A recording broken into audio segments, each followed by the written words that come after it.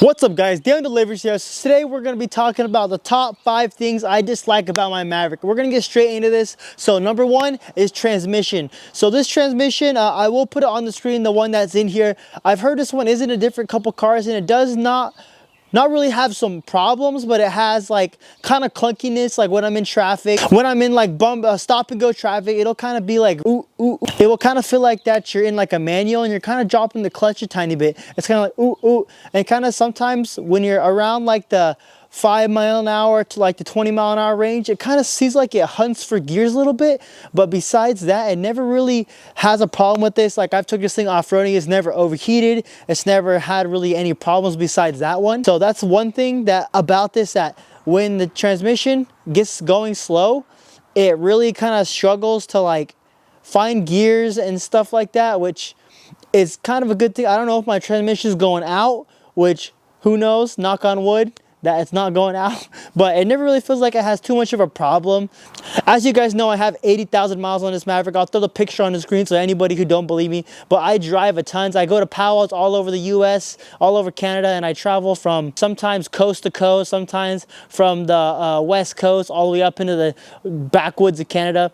I've done shows up there, I've done a bunch of different things, so that's why I use my truck. And I'm 22 years old, I travel pretty much for a living, and I am working here in California right now, so I'm a little bit more settled down, but I still do travel every weekend. I am gonna be traveling to Montana this weekend to Bozeman for a pal like that, so that's around like 10-hour trip, so it's gonna be a little 10-hour trip. It's not really bad 10-hour trip. So that's the first thing about this Maverick that really kind of bothers me. The transmission is kind of weird. It's not super smooth in traffic. It kind of has a weird like little clunk to it. It's not like a bad clunk to where it's like, oh, the gears are not meshing, and it's that kind of clunk. It's a clunk where it's like just like ooh, ooh, ooh, ooh.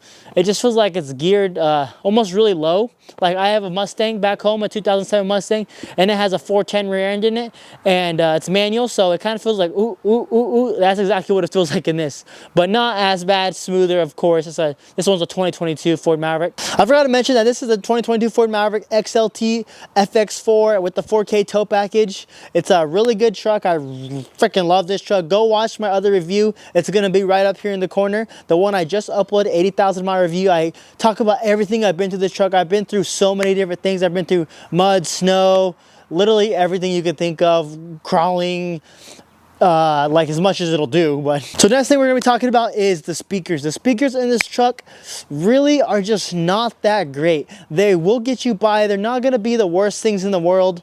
They're not gonna be some I don't know, I don't even know good speakers, but I know when speakers aren't that good because I drive a lot of different cars traveling, and I listen to my stereo 24/7 driving because I'm playing music, I'm listening to podcasts, I'm listening to audiobooks, I'm listening to a bunch of different things, and I really noticed that this audio struggles really bad.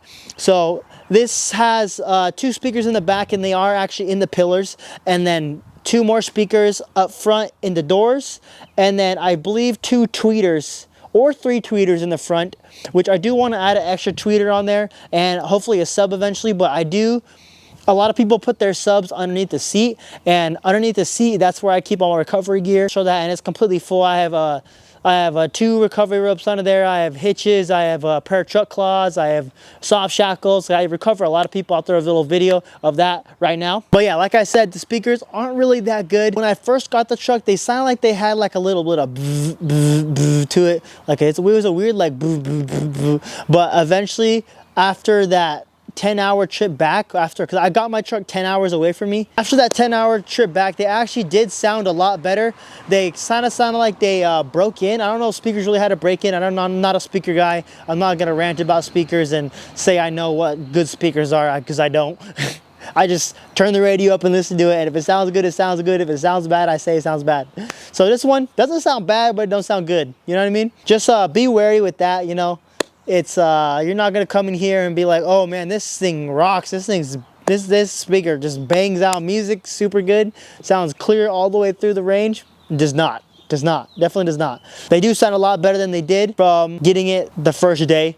It took like 2 days, and then they sounded pretty decent. All right, next thing I'm talking about is the display in this truck. The display in this truck is pretty slow. It's still a nice display. It's not gonna be like a little cheapy display you get off of Wish or eBay or something, like $100 display. It is a pretty good display. It's just, it kind of lacks a lot of like little speed and like frame rate kind of thing, because I'll be in my dad's 2019 F350, and that thing's display is actually pretty quick.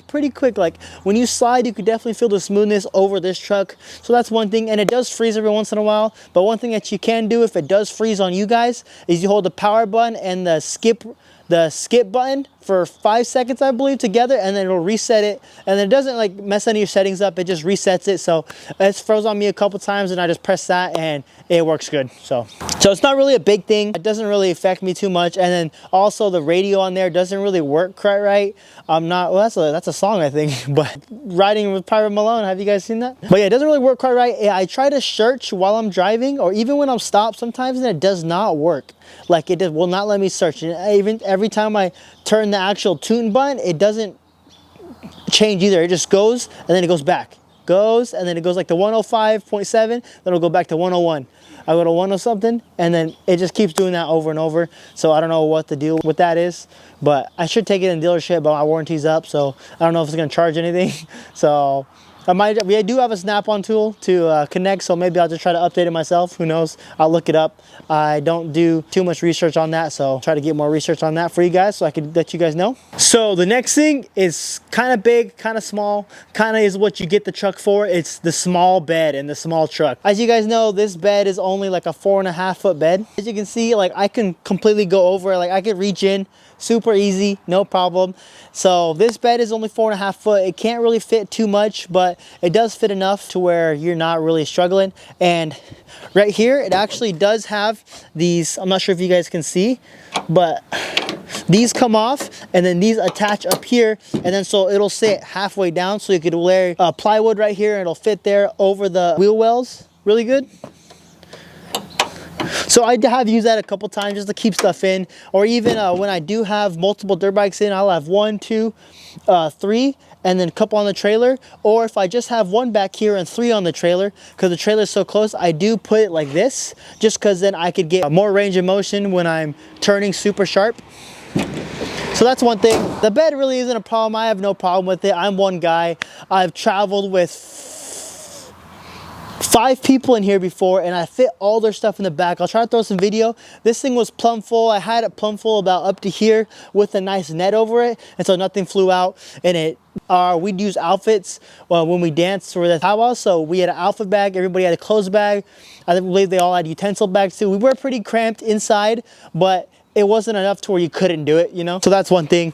You can't travel in this with 5 people. You're gonna be cramped. I've done it before. If they're not too big, like it was me, my brother, and then it was 3 friends, but they were girls. And then so they're not really like 6 foot people. Like if a 6 foot person in the back can sit back there with another 6 foot person in the front seat, but they're not gonna be feeling comfortable. They're not gonna be feeling good after 10 hours, you know? I've slept in the back of the Maverick on road trips overnight. Like my dad's drove overnight in the truck, and then I slept in the back. And my back does hurt in the morning, but that's with every single truck. Don't let that discourage you guys. These seats in this Maverick are super comfortable.